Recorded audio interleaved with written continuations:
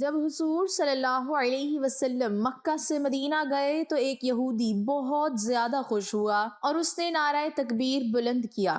اس کا نعرہ سن کر اس کے رشتہ داروں نے کہا، ان صاحب کے آنے سے تمہیں اتنی خوشی کیوں ہو رہی ہے؟ یہ سن کر وہ شخص بولا، بسم اللہ الرحمن الرحیم۔ مدینہ منورہ میں یہود کے کئی علماء تھے۔ یہود کے پاس حضرت موسیٰ علیہ السلام پر نازل شدہ تورات اصل حالت میں تو باقی نہیں رہی تھی، جو کچھ بچا کچا حصہ تھا اس میں انہوں نے خاص تبدیلی کر دی تھی۔ پھر بھی آخری نبی صلی اللہ علیہ وسلم کی بعض نشانیاں اس میں لکھی باقی رہ گئی تھیں۔ یہود کے عالموں میں سے ایک عالم سب سے بڑے سمجھے جاتے تھے۔ انہوں نے تورات میں نبی آخر الزماں صلی اللہ علیہ وسلم کی نشانیاں پڑھ رکھی تھیں، چنانچہ وہ مدینہ کے لوگوں سے کہتے رہتے تھے، لوگو آخری نبی کا ظہور ہونے والا ہے۔ نبوت کے 11ویں سال حج کے موقع پر بنو خزرج کے کچھ نیک انسان اللہ کے رسول پر ایمان لے آئے۔ جب یہ لوگ مکہ سے مدینہ آئے تو انہوں نے انہیں بتایا کہ جس نبی کی تم باتیں کرتے رہے ہو ان کا ظہور ہو چکا ہے،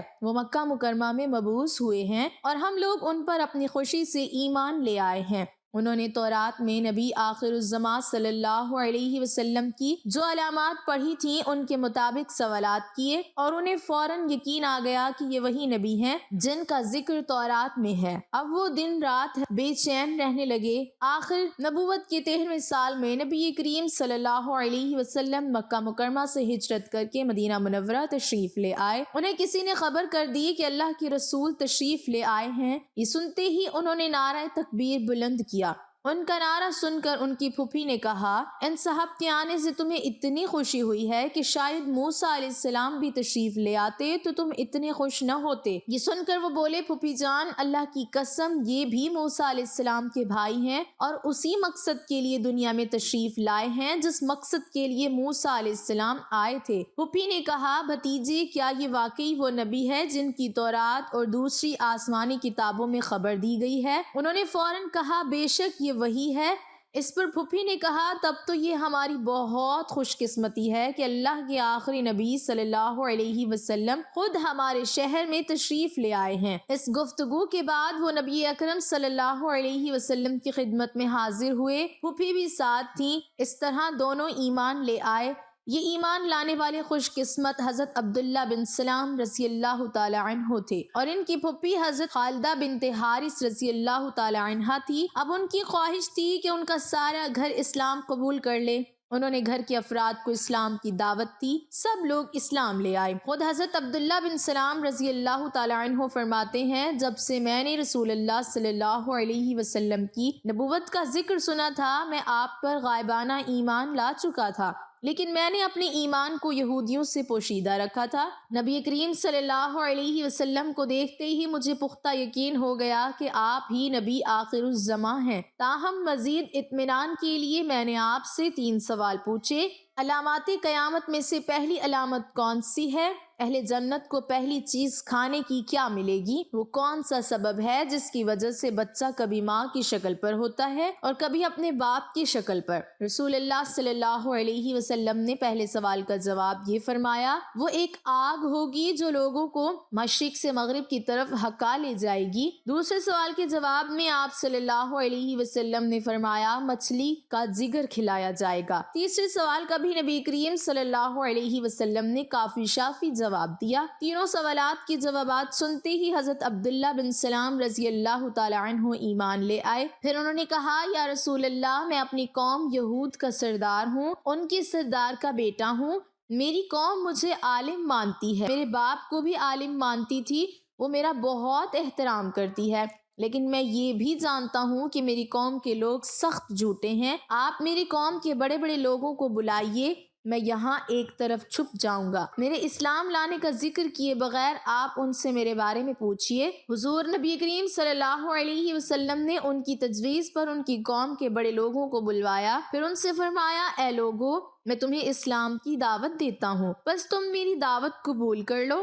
یہودیوں کے بڑوں نے جواب دیا، ہم اسلام قبول نہیں کرنا چاہتے، ہم جس طریقے پر ہیں وہی ہمارے لیے بڑا ہے۔ اس پر نبی کریم صلی اللہ علیہ وسلم نے فرمایا، اچھا یہ بتاؤ حسین بن سلام تم میں کس پائے کے آدمی ہیں؟ حضرت عبداللہ بن سلام رضی اللہ تعالیٰ عنہ کا نام اسلام لانے سے پہلے حسین تھا۔ جواب میں انہوں نے فوراً کہا، وہ ہم سب میں اچھے ہیں اور سب سے اچھے کے فرزند ہیں، ہمارے سردار ہیں، ہم میں ان کے برابر کا کوئی عالم نہیں، ان سے زیادہ کوئی احترام کے قابل نہیں۔ نبی کریم صلی اللہ علیہ وسلم نے ان کا جواب سن کر فرمایا، اچھی بات ہے، اگر وہ مسلمان ہو جائیں تو تم ان کی پیروی کرتے ہوئے مسلمان ہو جاؤ گے۔ جواب میں وہ پکار اٹھے، اللہ نہ کرے کہ وہ مسلمان ہو، ایسا کبھی نہیں ہو سکتا۔ اللہ کے رسول صلی اللہ علیہ وسلم نے انہیں آواز دی، وہ وہیں ایک کونے میں چھپے ہوئے تھے، بلند آواز سے کلمہ شہادت پڑھتے ہوئے باہر نکل آئے، پھر یہودیوں سے بولے، اے لوگو اللہ سے ڈرو، تمہیں خوب معلوم ہے یہ اللہ کے رسول ہیں، ان کا دین سچا ہے، پھر بھی تم ایمان لانے سے انکار کر رہے ہو۔ یہ سن کر یہودی بپھر گئے، چیخ کر بولے، تم جھوٹے ہو،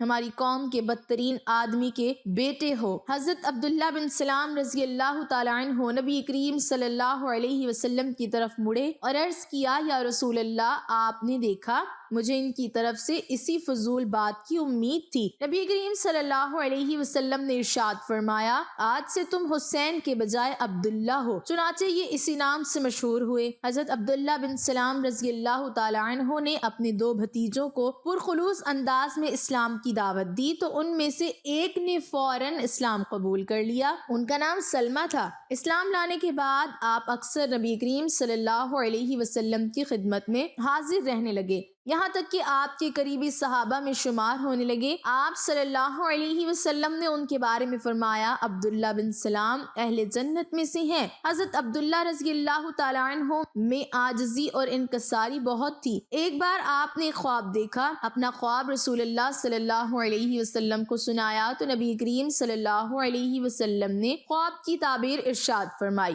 عبداللہ تم مرتے دم تک اسلام پر قائم رہو گے۔ ایک بار آپ لکڑیوں کا گٹھا کمر پر لادے بازار میں جا رہے تھے، چونکہ اپنے قبیلے کے رئیس تھے اور اللہ نے دولت سے بھی نوازا تھا، اس لیے لوگ انہیں اس حالت میں دیکھ کر حیران ہوئے۔ کسی نے کہا، عبداللہ اللہ نے آپ کو اتنا کچھ دے رکھا ہے، پھر یہ لکڑیاں آپ نے کسی مزدور سے کیوں نہ اٹھوائیں؟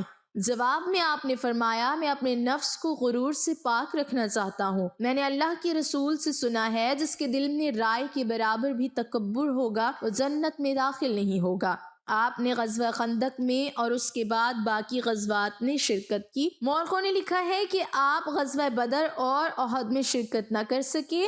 حضرت عثمان غنی رضی اللہ تعالیٰ عنہ کے خلاف جب فساد برپا کرنے والوں نے بغاوت کی اور آپ کے گھر کو گھیر لیا تو عبداللہ بن سلام رضی اللہ تعالیٰ عنہ حضرت عثمان غنی رضی اللہ تعالیٰ عنہ کے گھر تشریف لائے، ان سے کہا، یہ لوگ آپ کو قتل کرنے پر تلے ہیں، آپ مجھے حکم فرمائیں میں آپ کے لیے کیا کر سکتا ہوں؟ جواب میں حضرت عثمان غنی رضی اللہ تعالیٰ عنہ نے فرمایا، جا کر ان لوگوں کو سمجھاؤ۔ انہوں نے باہر آ کر ان فسادیوں کے سامنے پر اثر انداز میں تقریر کی، لیکن ان پر کوئی اثر نہ ہوا، ان کے دل پتھر ہو چکے تھے، اور آخر کار ان لوگوں نے حضرت عثمان غنی رضی اللہ تعالیٰ عنہ کو شہید کر کے چھوڑا۔ اس پر حضرت عبداللہ بن سلام رضی اللہ تعالیٰ عنہ نے فرمایا، آج عرب کی فوج کا خاتمہ ہو گیا۔ اس کے بعد وہ گوشہ نشین ہو گئے۔ آپ نے حضرت امیر معاویہ رضی اللہ تعالیٰ عنہ کے دور میں 45 ہجری میں مدینہ منورہ میں وفات پائی۔ علامہ زیبی رحمۃ اللہ علیہ نے لکھا ہے، حضرت عبداللہ بن سلام رضی اللہ تعالیٰ عنہ مدینہ منورہ میں اہل کتاب کے سب سے بڑے عالم تھے۔ شب کا پچھلا پہر گزر چکا تھا، رات بھر فضا میں چاندنی بکھیرتا چاند بھی ستاروں کی جھرمٹ میں واپسی کے سفر پر گامزن ہے۔ یثرب کے ایک سرسبز کھجور کے باغ کے درمیان واقع خوبصورت حویلی کے اسٹڈی روم میں یہودیوں کے سب سے بڑے عالم، امام اور سردار حسین بن سلام توریت کے مطالعے میں مصروف ہیں۔ آج پھر ان کی سوچ کا محور توریت کا وہی حصہ ہے کہ جہاں مکہ میں آخری نبی کے ظہور کی بشارت تحریر ہے۔ حسین کچھ عرصے سے محسوس کر رہے ہیں کہ وہ جب بھی توریت کی ان آیات کا مطالعہ کرتے ہیں تو انہیں ایک عجیب کیفیت سے گزرنا پڑتا ہے۔ انہیں توریت میں تحریر کردہ آخری نبی کی آمد کی تمام نشانیاں پوری ہوتی نظر آتی ہیں، اور پھر ایک جگہ یہ بھی تحریر ہے کہ ان کے لوگ انہیں مکہ سے ہجرت پر مجبور کر دیں گے اور وہ یثرب میں مستقل قیام کریں گے۔ تو کیا میں اللہ تعالیٰ کے اس آخری رسول صلی اللہ علیہ وسلم کا دیدار کرنے کا شرف حاصل کر سکتا ہوں؟ یہ سوال ایک شدید خواہش کے روپ میں ڈھل کر انہیں بے چین و بے قرار کر دیتا ہے۔ حضرت سعد رضی اللہ تعالیٰ عنہ کہتے ہیں کہ رسول اللہ صلی اللہ علیہ وسلم نے ان کی زندگی ہی میں ان کے لیے جنت کی بشارت دے دی تھی۔ حضرت عبداللہ بن سلام رضی اللہ تعالیٰ عنہ کے چہرے سے خشوع ظاہر ہوتا تھا۔ ایک دن ان سے کہا گیا، لوگ کہتے ہیں آپ رضی اللہ تعالیٰ عنہ جنتی ہیں۔ کہنے لگے، اللہ کی قسم، کسی کو یہ سزاوار نہیں کہ وہ ایسی بات کہے جس کا اسے علم نہ ہو۔ میں تمہیں بتاتا ہوں کہ اس کی وجہ کیا ہے۔ ایک مرتبہ میں نے خواب میں دیکھا کہ میں ایک باغ میں ہوں جو بہت وسیع اور سرسبز و شاداب تھا۔ اس کے درمیان لوہے کا ایک ستون تھا جس کا اوپر کا حصہ آسمان میں تھا۔ اس کے اوپر ایک کڑا لگا ہوا تھا۔ مجھ سے کہا گیا کہ چڑھو۔ میں نے کہا میں نہیں چڑھ سکتا۔ پھر ایک خادم آیا، اس نے پیچھے سے مجھے اٹھایا، پھر میں اس پر چڑھ کر اس کی بلندی تک پہنچ گیا اور وہ کڑا پکڑ لیا۔ پھر مجھ سے کہا گیا مضبوطی سے پکڑے رہو۔ پھر میں جاگ گیا۔ میں نے یہ خواب رسول اللہ صلی اللہ علیہ وسلم سے بیان کیا تو آپ صلی اللہ علیہ وسلم نے فرمایا، وہ باغ اسلام ہے اور وہ ستون اسلام کا ستون ہے، وہ کڑا مضبوط کڑا ہے، تم اسلام پر قائم رہو گے یہاں تک کہ تمہیں موت آئے۔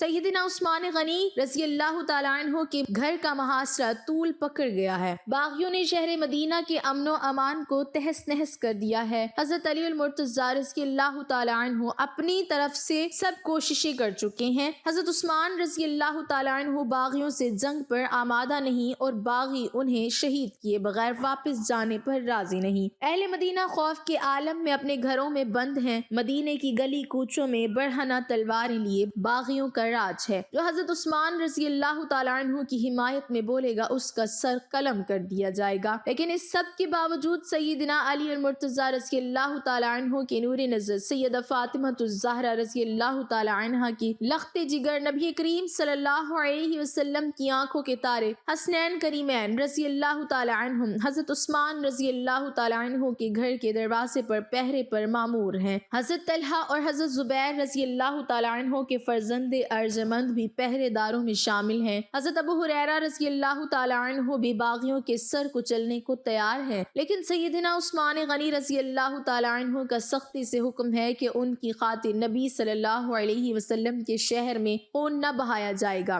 بالآخر ایک دن حضرت عبداللہ بن سلام باغیوں کو مخاطب کرتے ہیں، اے لوگو، مدینے والے میرے نام سے بہت اچھی طرح واقف ہیں۔ بے شک خدا کے غضب کی تلوار میان میں ہے اور فرشتے اس شہر کی مجاورت کرتے ہیں، پس تم اس شخص کے قتل میں اللہ سے ڈرو۔ اللہ کی قسم، اگر تم ان کو قتل کرو گے تو فرشتے تمہاری ہمسائیگی سے چلے جائیں گے اور اللہ کی بند تلوار تم لوگوں پر کھینچ جائے گی، پھر قیامت تک میان میں نہ ہوگی۔